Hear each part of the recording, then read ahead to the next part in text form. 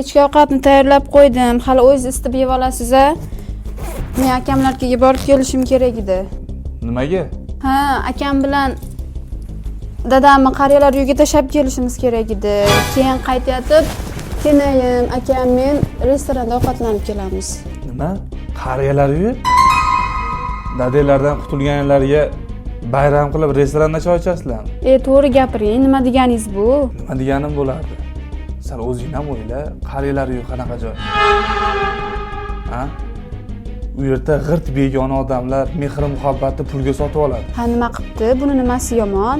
Akamlarning kichkina uyda qisilib yashagandan ko'ra, qariyalar uyida o'zini tengdoshlari bilan keng, toza, ozoda yashaganlari yaxshi emasmi? Nima dadang akang uyiga sig'may qoldimi? Ha? Esingdami o'zing aytib berganding? Yoshligimizda onam o'tib ketgan, otam bizni ham ota, ham ona bo'lib katta qilgan. Onam o'rnini hech qachon bildirmagan deganding. Ana shu sizlar qariyalar uyiga borib qo'ymoqchi bo'lgan dading, senlar yoshligingda boshqa onaga uylanmagan.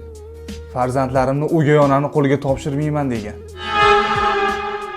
Yoshi qari beridan quvvati ketganda akang uyiga sig'may qoldim.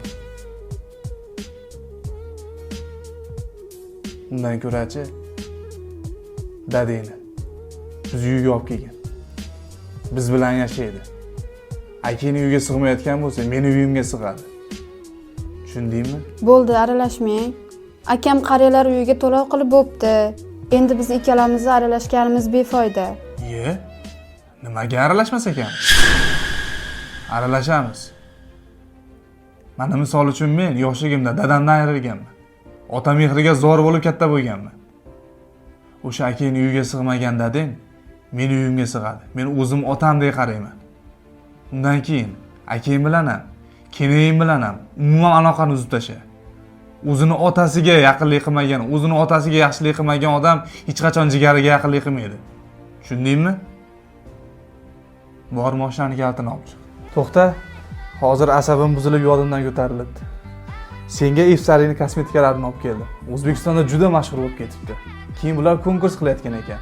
Shartlari shunday ekanki, Efsari mahsulotlarini sotib olamiz, keyin mashina ushlab yutib olish imkoniyatiga ega bo'lar ekanmiz. Men senga Efsari mahsulotlarini sotib olib berdim.